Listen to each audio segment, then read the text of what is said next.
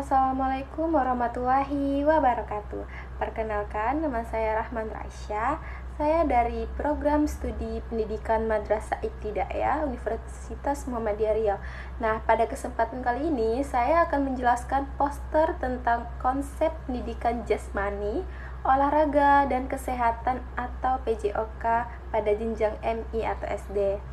Nah, yang pertama itu kita lihat yang di bagian tengah poster, yaitu PJOK merupakan proses pendidikan yang memanfaatkan aktivitas jasmani secara terencana, sistematis, dan berkesinambungan untuk mengembangkan peserta didik secara menyeluruh.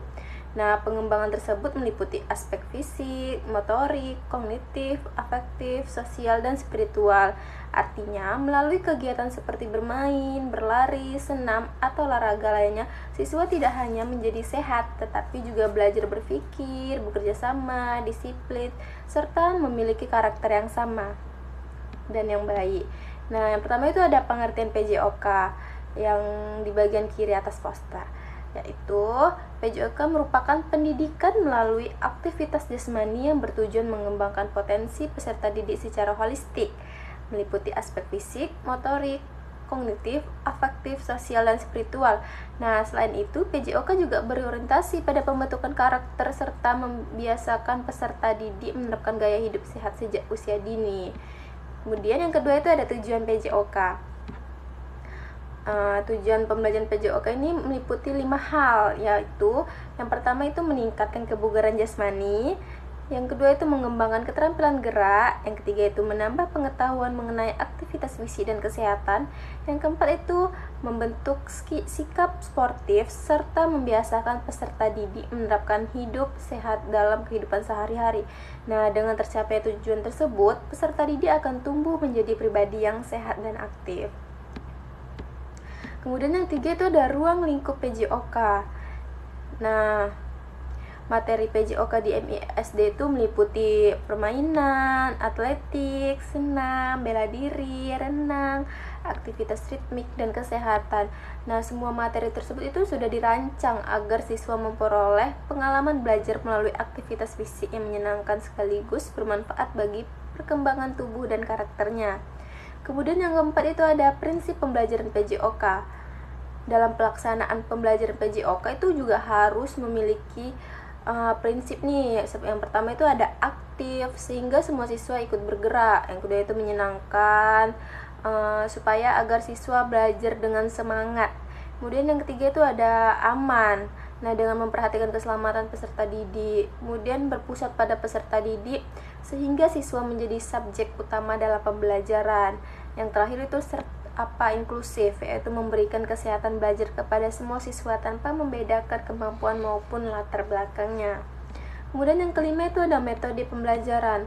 Nah, untuk mencapai tujuan tersebut, guru dapat menggunakan berbagai metode pembelajaran, di antaranya seperti bermain, demonstrasi, discovery learning, cooperative learning, problem based learning, dan project based learning.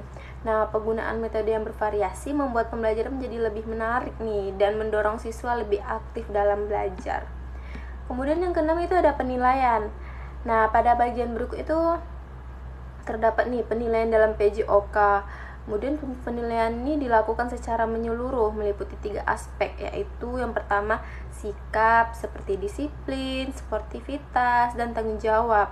Yang kedua itu pengetahuan mengenai materi yang telah dipelajari, dan yang ketiga itu keterampilan, yaitu kemampuan siswa dalam melakukan gerakan atau aktivitas olahraga dengan benar.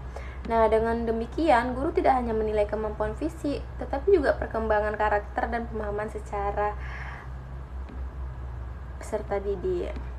Kemudian yang ketujuh itu ada nilai karakter.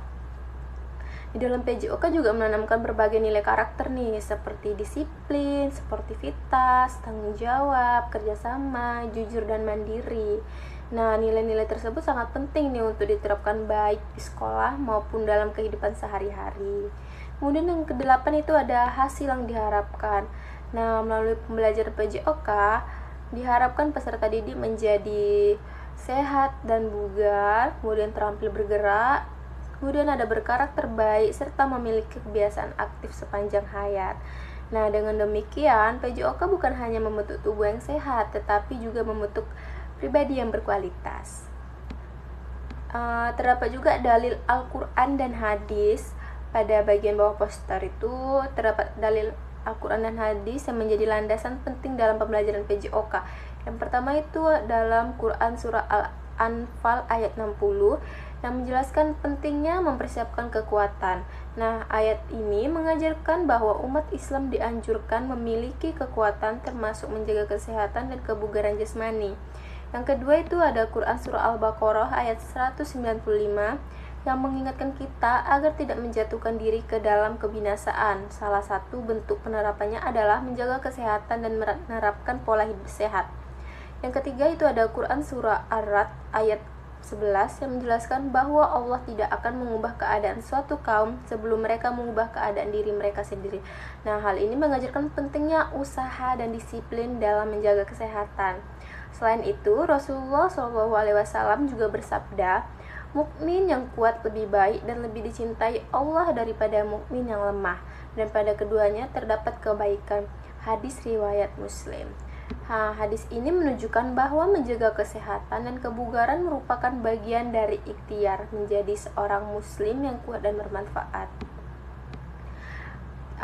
Sebagai penutup dapat kita simpulkan nih bahwa PJOK bukan hanya tentang fisik yang kuat, tetapi juga membentuk jiwa yang sehat, disiplin, jujur, bertanggung jawab, dan berkarakter sebagai bekal menjadi generasi yang berkualitas.